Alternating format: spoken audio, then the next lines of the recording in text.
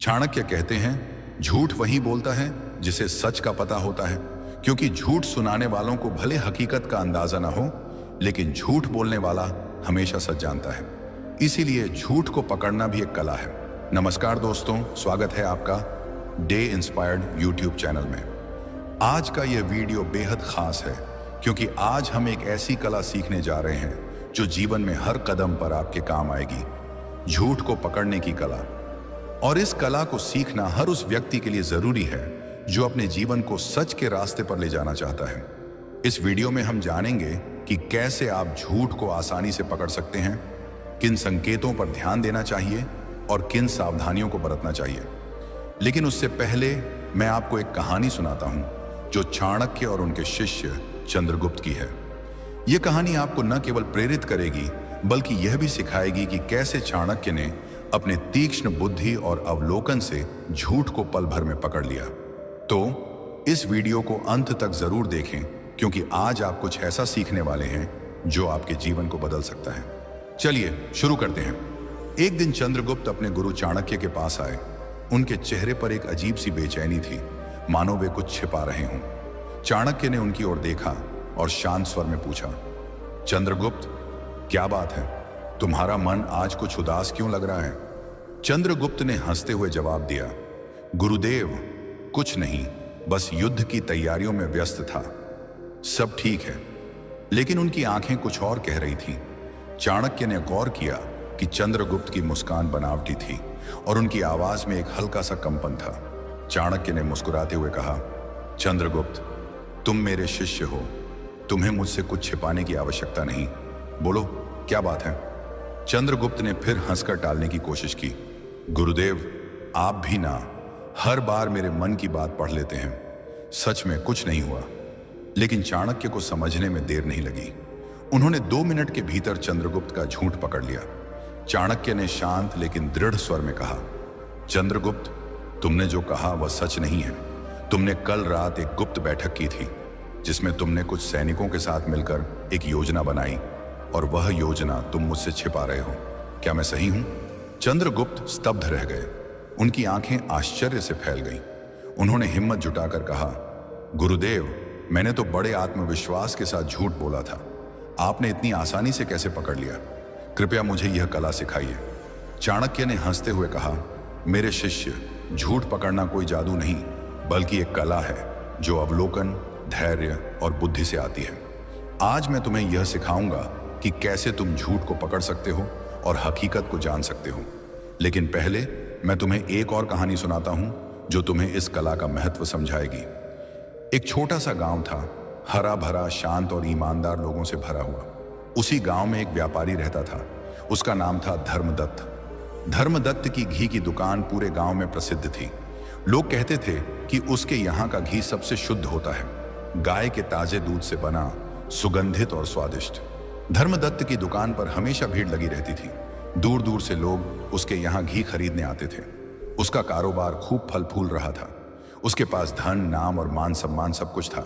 लेकिन मनुष्य का मन बड़ा चंचल होता है। धन मिलने के बाद भी लोभ का नशा उतरा नहीं। समय बीतता गया। धीरे धीरे धर्मदत्त के मन में लोभ जाग उठा। उसे लगने लगा कि यदि वह घी में थोड़ा सस्ता तेल मिलाए तो उसे अधिक मुनाफा होगा। उसकी दुकान तो वैसे भी प्रसिद्ध थी, कोई शक नहीं करेगा। पहली बार उसने बहुत डरते डरते यह काम किया। उसे उम्मीद नहीं थी कि लोग इस बात को समझ पाएंगे। लेकिन आश्चर्य, उस दिन भी उसकी सारी घी बिक गई।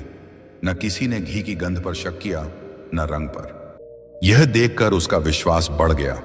अब वह हर रोज घी में तेल मिलाने लगा। लागत घटी, मुनाफा बढ़ा। उसका बही खाता सोने जैसा चमक उठा। उसने नया मकान बनवाया, दुकान और भी बड़ी कर ली, गांव के मंदिर में दान देना शुरू कर दिया ताकि लोग उसे धर्मात्मा समझें। लेकिन एक बात उसने नहीं समझी, सच्चाई कितनी भी छुपाई जाए, एक दिन सामने आ ही जाती है। गांव के कुछ बुजुर्गों ने धीरे धीरे घी की गंध और स्वाद में फर्क महसूस किया।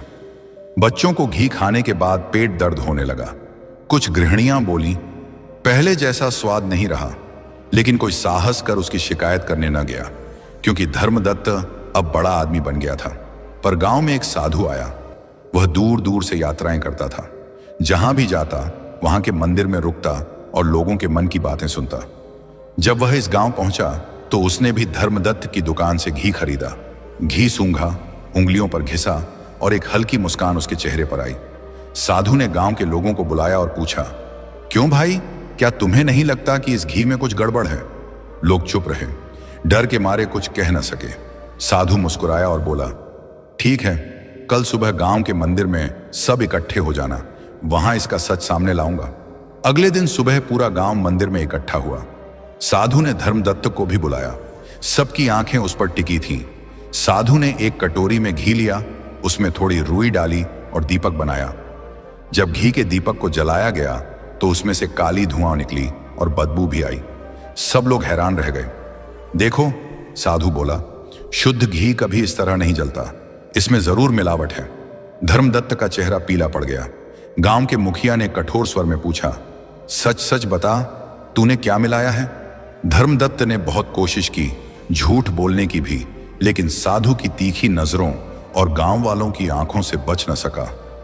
आखिर उसे कबूल करना पड़ा, मैंने घी में सस्ता तेल मिलाया है। गांव में सन्नाटा छा गया।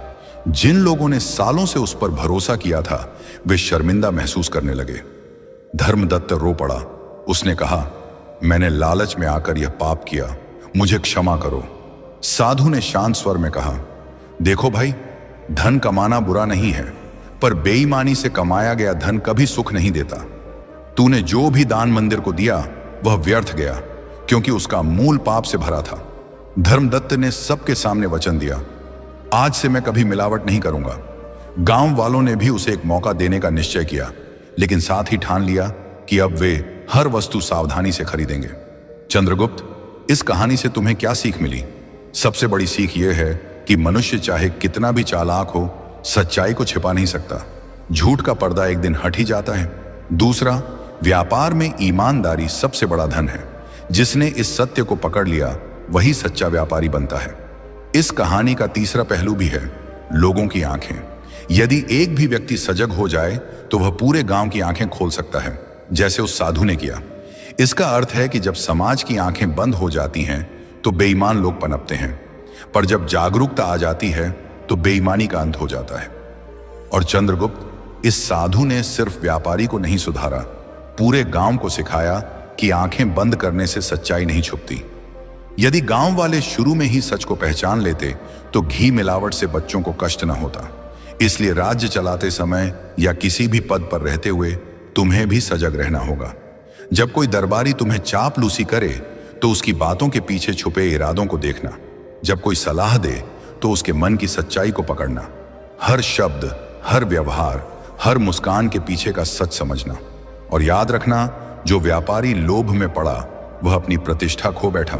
आज भी गांव वाले उसे शक की नजर से देखते हैं। मनुष्य के जीवन में एक बार भरोसा टूट जाए तो दोबारा वह पहले जैसा नहीं बनता। चंद्रगुप्त ने सिर झुकाकर कहा, आचार्य, मैं समझ गया।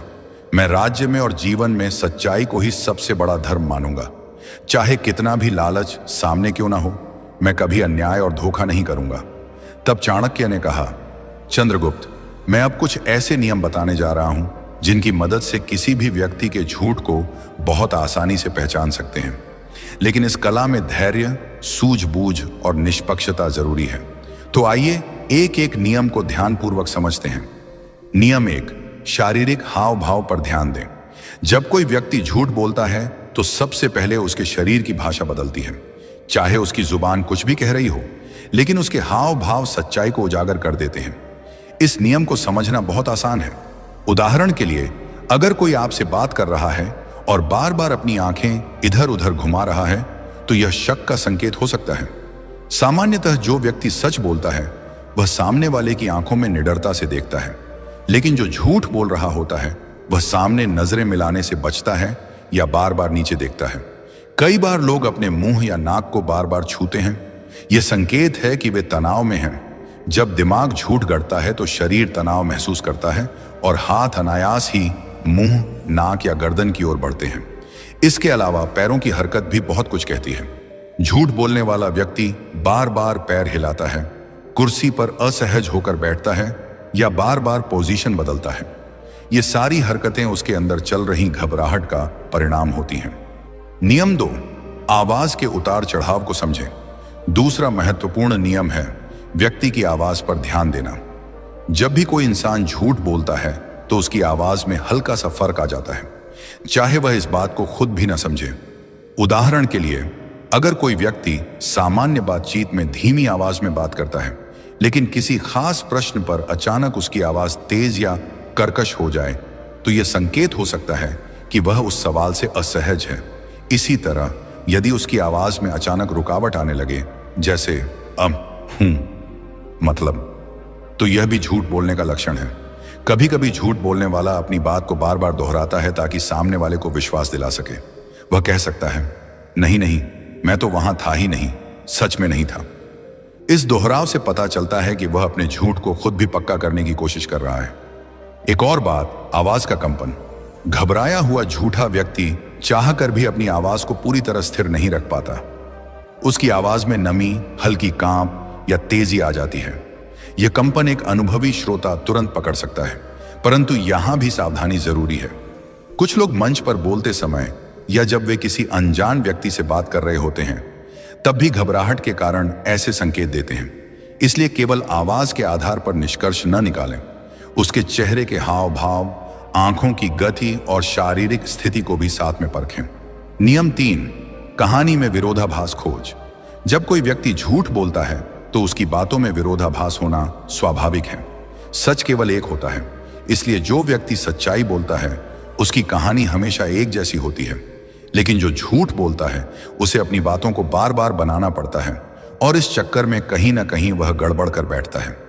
उदाहरण के लिए मान लीजिए कोई कहता है कि मैं कल पूरे दिन घर पर था, लेकिन थोड़ी देर बाद कहता है कि मैं दोस्त से मिलने बाजार गया था। यह विरोधाभास है। दोनों बातें एक साथ सच नहीं हो सकती। ऐसे ही लोग अपनी बातें बदलते रहते हैं और झूठ की परतें खुलती जाती हैं। यदि आप शांति से, धैर्य के साथ उसके पहले और बाद के जवाबों को जोड़ेंगे तो आपको ये अंतर दिखने लगेंगे। खास तौर से तब जब आप उससे अलग अलग तरीके से एक ही बात पूछें। कई बार वही सवाल दोबारा पूछने पर उसका जवाब बदल जाता है। यह भी झूठ का संकेत है। सावधानी रखें, कभी कभी इंसान सच में भी भूल सकता है, इसलिए इस नियम के साथ साथ दूसरे नियमों का भी ध्यान रखें। नियम 4, भावनाओं की गहराई को परखें। जो व्यक्ति झूठ बोलता है उसकी भावनाएं भी अक्सर बनावटी होती हैं। उदाहरण के लिए, अगर कोई बहुत ज्यादा जोर जोर से दुख या खुशी जताने लगे, लेकिन उसकी आंखों में आंसू न हो या चेहरे पर सच्चा भाव न दिखे, तो यह शक का विषय हो सकता है। सच्ची भावनाएं भीतर से आती हैं, उनके लिए ज्यादा कोशिश करने की जरूरत नहीं होती, लेकिन झूठ बोलते समय व्यक्ति सोचकर भाव बनाता है, इसीलिए उसकी आवाज, चेहरे के हाव भाव और आंखों की चमक में फर्क नजर आता है। उदाहरण के तौर पर, अगर कोई दोस्त कहे कि वह आपकी मदद से बहुत खुश है, लेकिन उसके चेहरे पर खुशी नहीं दिखती या वह बार बार मुस्कुराने की कोशिश कर रहा है, तो समझिए कुछ गड़बड़ है। इसी तरह झूठा दुख दिखाने वाला व्यक्ति बार बार चेहरे को छू सकता है, नीचे देख सकता है या मुंह फेर सकता है। पर ध्यान रखें, हर बार ज्यादा भाव दिखाना झूठ का संकेत नहीं होता। कुछ लोग स्वभाव से भी नाटकीय होते हैं, इसलिए बातों, हाव भाव, आवाज सब कुछ मिलाकर सोचें। नियम 5, समय का दबाव बनाएं। झूठ बोलने वाला व्यक्ति अपने झूठ को तैयार करने के लिए समय चाहता है। अगर आप उस पर अचानक सवालों की बौछार कर दें या त्वरित उत्तर मांगें, तो वह घबरा सकता है या रुक रुक कर जवाब देगा। मान लीजिए आप किसी से पूछते हैं, तुम कल रात कहां थे, और वह बिना तुरंत जवाब दिए सोचने लगता है या इधर उधर देखने लगता है, तो इसका मतलब है कि वह मन में जवाब गढ़ रहा है। जबकि जो सच बोलता है वह बिना रुके साफ जवाब देता है। इसलिए जब भी आपको किसी पर शक हो, अचानक सवाल करें और तुरंत जवाब मांगें। इससे झूठ बोलने वाले के मन में घबराहट बढ़ेगी और उसके चेहरे व शरीर के हाव भाव बदल जाएंगे। पर सावधानी रखें, कभी कभी इंसान सच बोलते हुए भी सोचने में समय लेता है, जैसे कि अगर सवाल पुराना हो या व्यक्ति थका हुआ हो। इसलिए केवल इस आधार पर निष्कर्ष न निकालें, बाकी नियमों को भी साथ में देखें। नियम, अतिरिक्त जानकारी पर गौर करें। झूठ बोलने वाला व्यक्ति अपनी बात को विश्वास दिलाने के लिए बहुत सारी अनावश्यक जानकारी भी देता है। वह छोटी छोटी बातें बताने लगता है जो असल सवाल से जुड़ी नहीं होती। उदाहरण के लिए, अगर आप किसी से पूछें तुम कल कहाँ थे और वह बोले मैं मार्केट गया था, वहां एक लाल गाड़ी दिखी, फिर अचानक बारिश भी आ गई, तभी मुझे दोस्त मिला, तो यह जरूरत से ज्यादा विस्तार है। सच बोलने वाला सीधा जवाब देगा मार्केट गया था, बस। यह झूठा व्यक्ति अपनी बात में इतना लच्छेदार मसाला भर देता है कि सुनने वाला उलझ जाए और असली सवाल भूल जाए। यह भी झूठ का संकेत हो सकता है, लेकिन सावधानी यहां भी जरूरी है। कुछ लोग स्वभाव से विस्तार में बात करते हैं, इसलिए इस आदत को पहले समझें। जब किसी विशेष विषय पर उसकी बात असामान्य लंबी हो जाए तब सतर्क हो जाएं। नियम 7, अपनी प्रवृत्ति पर भरोसा करें। हम सबके अंदर एक स्वाभाविक अनुभूति होती है जिसे अंतर्मन या गट फीलिंग कहते हैं। जब भी कोई झूठ बोलता है तो मन के अंदर से हल्की सी आवाज आती है कि यह बात कुछ ठीक नहीं लगती। इस प्रवृत्ति को नजरअंदाज न करें। अगर कोई आपकी आंखों में देखकर भी बोले और कहे कि मैं सच बोल रहा हूं, लेकिन आपके मन में संदेह उठे, तो इस भावना पर ध्यान दें। आपका अवचेतन मन व्यक्ति के चेहरे, हाव भाव, शब्दों और परिस्थिति से मिले सभी संकेतों को एक साथ जोड़कर यह इशारा देता है। अगर आप इन 7 नियमों को लगातार अपने जीवन में आजमाते रहेंगे तो कुछ ही समय में आप भी असली और नकली बातों में फर्क पहचानना सीख जाएंगे।